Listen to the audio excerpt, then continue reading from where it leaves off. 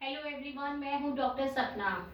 Yes बेटा, मैंने आपको इससे बिफोर जो वीडियो में पढ़ाया था एलिवेशन इन बॉइलिंग पॉइंट पढ़ाया था। अब नेक्स्ट जो टॉपिक आपका स्टार्ट होगा डिप्रेशन इन फ्रीजिंग पॉइंट। तो सो लेट्स स्टार्ट बेटा। The topic is here, what is the meaning of freezing point. अगर हम सिंपली बात करें कि फ्रीजिंग पॉइंट होता क्या है, जैसे हमने पहले बॉइलिंग पॉइंट पढ़ा था, उसमें किस तरीके से एलिवेट होता है टेम्परेचर बढ़ाने पे, और इसमें किस तरीके से डिक्रीज होता है, मीनिंग की डिप्रेशन किस तरीके से होता है। तो सिंपली क्या होता है, freezing point of a substance is the temperature at which the solid or liquid forms or substance are in the equilibrium. Solid and the liquid forms of the substance have the same vapor pressure. Meaning ये होता है कि जब आपकी कोई भी solid या solution, pure solvent है या सॉल्यूशन है, जैसे आप देखते हैं ऊपर वाला जो कर्व है ये सॉल्वेंट का है, नीचे आपका सॉल्यूशन का है। ए से बी तक आपका क्या था, लिक्विड फॉर्म में था। देन यहाँ पे क्या होता है, बी पॉइंट पे turns change into the frozen, मतलब सॉलिड में कंफर्म, जहां पे दोनों ही कंडीशन जिसमें लिक्विड और सॉलिड दोनों मीट करती हैं वो हमारा इक्विलिब्रियम अटेन कर लेता है। तो बी पे हमारा क्या हो गया, इक्विलिब्रियम। तो ये कहाँ पे मीट करा जाके, सी पे। ठीक है, तो ये वाला जो हमारा आया वो क्या आया, प्योर सॉल्वेंट का TF not, clear, vapour pressure, और हमारा फ्रीजिंग पॉइंट कितना आ गया, TF नॉट। नेक्स्ट हमें पता है जो वेपर प्रेशर होता है सॉल्यूशन का हमेशा कम होता है सॉल्वेंट से। क्यों, क्योंकि कुछ ना कुछ नॉन वॉलेटाइल सॉलिड उसमें ऐड होता है। तो यहाँ पे सॉल्यूशन का कर्व क्या है, C to D। अब D पे क्या हो गया, लिक्विड और हमारा क्या हो गया, सॉलिड, दोनों ही फ्यूज कर रहे हैं। अब जब दोनों ही फ्यूज कर रहे हैं तो इस पॉइंट को हम क्या बोलेंगे, D। आप इस पॉइंट को मीट करेंगे तो ये किसका निकल के आ गया, हमारा सॉल्यूशन का फ्रीजिंग पॉइंट। तो इसमें क्या कंडीशन हुई कि जो सॉल्यूशन का फ्रीजिंग पॉइंट है वो कम हो गया, मतलब डिप्रेशन में चला गया, और जो हमारा किसका था, सॉल्वेंट का फ्रीजिंग पॉइंट, वो क्या हो गया, हायर हो गया, क्योंकि इसको इक्विलिब्रियम अटेन करने में क्या हो गया, काफी आगे तक रेस हो गया। तो मीनिंग क्या हो गया, इसका कम हो गया, डिप्रेशन हो गया। तो यहाँ पे हम पढ़ेंगे डेल्टा TF। TF क्या हो गया, डिप्रेशन इन फ्रीजिंग पॉइंट। तो ये हमारा आया TF not minus TF। TF किसका है बेटा, सॉल्यूशन का है, और TF नॉट क्या है, हमारा प्योर सॉल्वेंट का है।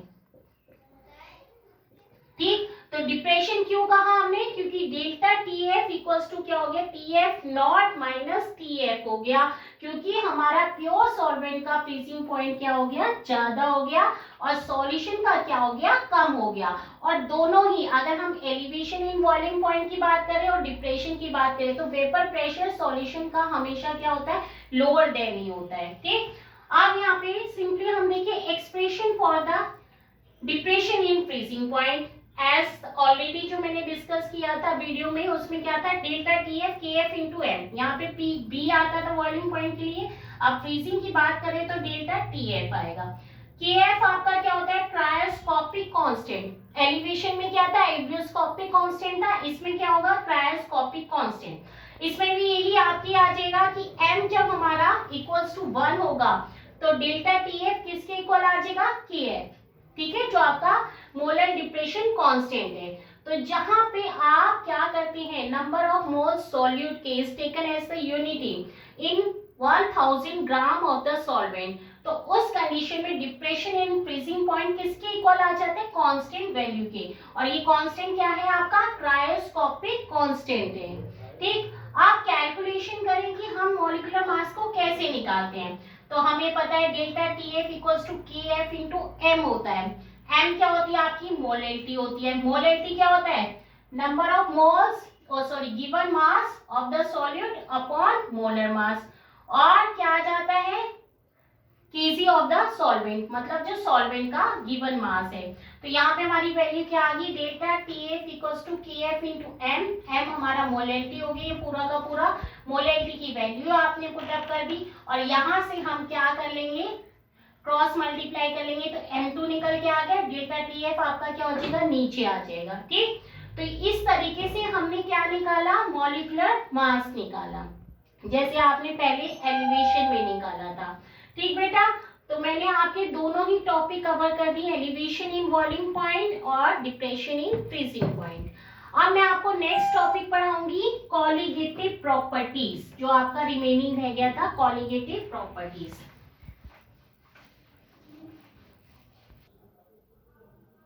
यस बेटा, नेक्स्ट टॉपिक आपका आ रहा है कॉलिगेटिव प्रॉपर्टीज। आपने अभी तक बहुत सारी प्रॉपर्टीज पढ़ी, आपने relative lowering of vapour pressure पढ़ा और आपने डिप्रेशन इन फ्रीजिंग पॉइंट पढ़ा।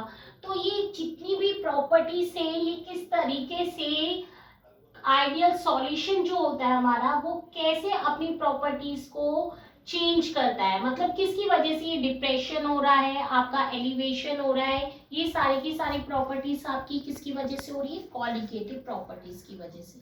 ठीक है, तो कॉलिगेटिव प्रॉपर्टीज क्या होता है बेटा, आपका दोस property of ideal solution which depend only on the number of particles. Meaning क्या हुआ कि कोई भी आपकी प्रॉपर्टीज है वो nature of the solid particles पे डिपेंड नहीं करेगी, वो सिर्फ आपके नंबर ऑफ पार्टिकल्स पे, वो भी किसके, सॉल्यूट के। जैसे आपने लोअरिंग ऑफ वेपर प्रेशर पढ़ा, उसमें जो सॉल्यूट पार्टिकल्स थे उसकी वजह से वेपर प्रेशर में क्या हुआ, कमी आई, और जो आपका एलिवेशन हुआ वो भी किसकी वजह से हुआ, number of moles of solute की वजह से हुआ।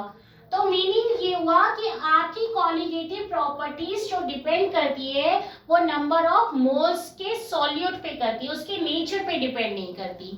ठीक, तो dissolve in a definite amount of the solvent which do not depend on the nature of solute particles, जैसे मैंने अभी आपको एक्सप्लेन किया। अब मैं कुछ इंपॉर्टेंट कॉलिगेटिव प्रॉपर्टीज आपको बताती हूँ।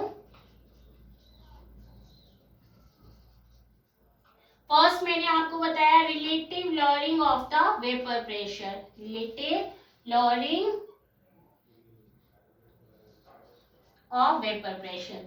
सेकेंड वन था हमारा ऑस्मोटिक प्रेशर। थर्ड हमारा आ गया relative lowering of vapour pressure, आ गया डिप्रेशन इन फ्रीजिंग पॉइंट आ गया।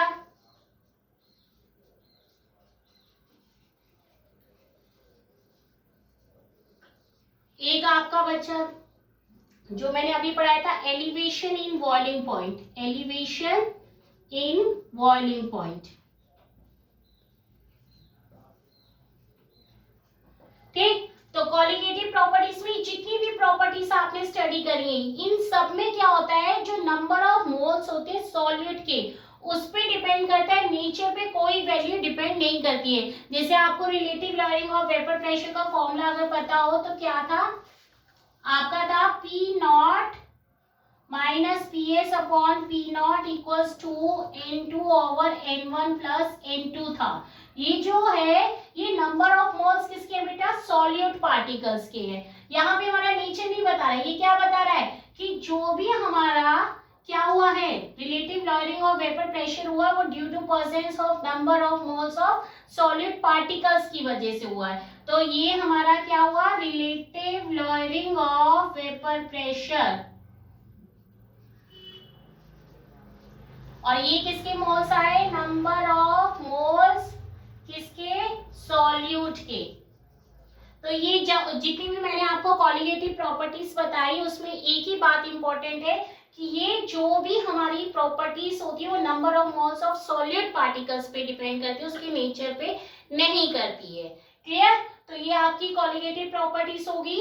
एक दो टॉपिक आपके रिमेनिंग है जो मैं नेक्स्ट वीडियो में आपके कंप्लीट कर दूंगी। तो आपको क्या प्रॉब्लम आ रही है, अगर एक्सप्लेनेशन में कोई प्रॉब्लम है या किसी भी चीज न्यूमेरिकल्स में है तो मुझे कमेंट करके जरूर बताइए। ठीक है बेटा, और लाइक्स और शेयर जितना आप कर सकते हैं उतना करिए। ठीक, okay, thank you so much बेटा।